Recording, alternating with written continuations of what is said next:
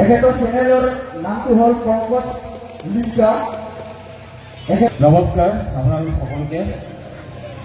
আজিৰ এই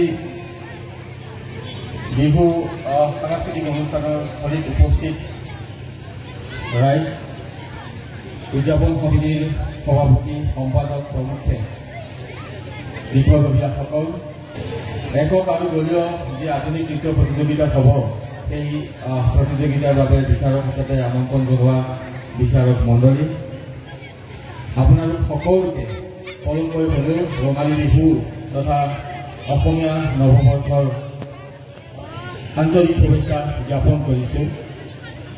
লগে লগে মই প্ৰথমতে আপোনালোক সকলোকে অনুৰোধ এটা কৰিব বিচাৰিছোঁ। আপোনালোক সকলোৱে জানে, ফেচবুকতে হওক, টিভিতে হওক বা ইউটিউবতে হওক, আপোনালোকে দেখি আছে কাশ্মীৰৰ যি পেহেলগাম, সেই পেহেলগামত সন্ত্ৰাসবাদীৰ নিৰ্মম এটা হত্যাকাণ্ড চলিছে, য'ত নেকি 26গৰাকীকৈ লোকে, আমাৰ ভাৰতীয় লোকে আছে, তেওঁলোকে মৃত্যুক সাৱটি ল'বলগীয়া হ'ল, কৰোণভাৱে মৃত্যুক সাৱটি ল'বলগীয়া হৈছে। এগৰাকী সেনা জোৱান শ্বহীদ হ'বলগীয়া হৈছে। তো এওঁলোকৰ আত্মাৰ সদ্গতিৰ কাৰণে অলপ সময়, মাত্ৰ অলপ সময় আপোনালোকে থিয় হৈ তেওঁলোকৰ আত্মাৰ সদ্গতিৰ কাৰণে যদি মৌন প্ৰাৰ্থনা কৰে, মই অনুৰোধ এটা জনাব বিচাৰিছোঁ আপোনালোক সকলোকে। অলপ সময় আপোনালোকে থিয় দিয়ক, থিয় দি তেওঁলোকৰ আত্মাৰ সদ্গতিৰ কাৰণে আচলতে মৌন প্ৰাৰ্থনা এটা কৰোঁ আমি অলপ সময়।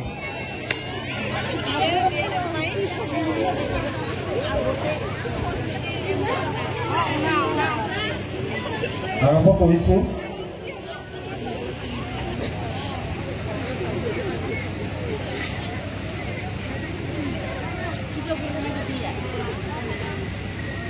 হ'ব হ'ব, ধন্যবাদ আপোনালোক সকলোকে ইমান ধুনীয়াকৈ সহযোগ কৰিছে। তো চাগে বিহুৰ কথা, বিহু আমাৰ অসমীয়া জাতিৰ হৃদয়ৰ স্পন্দন, আমাৰ চিনাকি। বিহুৰ কথা আমি সকলোৱে জানো, কম বেছি পৰিমাণে আমি সকলোৱে জানো। আৰু সেই সূত্ৰে আজি আমি সকলো ইয়াত গোট খাইছোঁ। উদযাপন সমিতি আছে, বিচাৰক মণ্ডলী আছে, বিশিষ্ট অতিথিসকলক আমন্ত্ৰণ জনোৱা আছে। এটা সুন্দৰ এটা পৰিৱেশ। আৰু সেই যে আমাৰ যি চামাগাঁও নেহেৰু স্মৃতি পুথিভঁৰালৰ সৌজন্যত যি বিহু অনুষ্ঠান অনুষ্ঠিত কৰি আহিছে, সাংস্কৃতিক অনুষ্ঠান, আজিৰ তাৰিখত সঁচাকৈ এক ব্যতিক্ৰমী প্ৰচেষ্টা, এক ব্যতিক্ৰমী চিন্তা। মই নিজে সাংবাদিক, ইউটিউবটো মোৰ পিছৰ চিনাকি, মই নিজে সাংবাদিক। আমি দেখি থাকোঁ বা শুনা পাই আছোঁ, ছ'চিয়েল মিডিয়াৰ জৰিয়তে বা বিভিন্ন মাধ্যমৰ জৰিয়তে দেখি পাই আছোঁ যে যিসমূহ বিহু অনুষ্ঠানত, আচলতে সাংস্কৃতিক অনুষ্ঠানত কিছুমান নাভূত নাচৰ ঘটনা সংঘটিত হয়। কিছুমান গায়ক গায়িকাই দৰ্শকক জন্তুৰ সৈতে তুলনা কৰি দিয়ে। কিছুমান দৰ্শক আছে, মানে গায়কক বা গায়িকা যিয়ে হওক, কণ্ঠশিল্পীসকলক মানে অশ্ৰব্য আচৰণ কৰে। তেনে প্ৰেক্ষাপটত এই যি চামাগাঁও বিহু অনুষ্ঠান অনুষ্ঠিত কৰি আহিছে, মই ভাবোঁ সঁচাকৈ খুব ব্যতিক্ৰমী। সেই ধৰণৰ এক হুলস্থুলীয়া পৰিৱেশৰ তুলনাত এই অঞ্চলৰ যিসকল নৃত্য শিল্পী আছে, এই শিল্পীসকলক তেওঁলোকৰ প্ৰতিভা বিকাশ কৰাৰ ক্ষেত্ৰত এই উদযাপন সমিতিখনে যি ধৰণে এক প্ৰচেষ্টা লৈছে, সেয়া সঁচাকৈ লেখত ল'বলগীয়া এক উল্লেখযোগ্য এটা দিশ। আৰু এই ধৰণৰ অনুষ্ঠানসমূহে আচলতে প্ৰচাৰ হ'ব লাগে, প্ৰসাৰ হ'ব লাগে। তেওঁলোকৰ এই যি প্ৰচেষ্টা, সেই প্ৰচেষ্টা আচলতে প্ৰচাৰ প্ৰসাৰ হোৱাটো মই বিচাৰোঁ। ৰাতিপুৱাৰ ভাগতে মই এই অনুষ্ঠানত আহি গৈছোঁ। মঞ্চখনৰ বিষয়ে মই মোৰ ইউটিউব চেনেল তথা ফেচবুক পেজ সম্পৰ্ক লিংকৰ জৰিয়তে প্ৰচাৰ কৰিছোঁ। হাজাৰ হাজাৰ দৰ্শকে ইতিমধ্যে চাইছে, সুন্দৰ হৈছে বুলি কৈছে, ব্যতিক্ৰমী হৈছে বুলি কৈছে। তো ময়ো ভাল পাইছোঁ যে ময়ো আচলতে এই মঞ্চখনৰ এটা অংশীদাৰ হ'ব পাৰিছোঁ।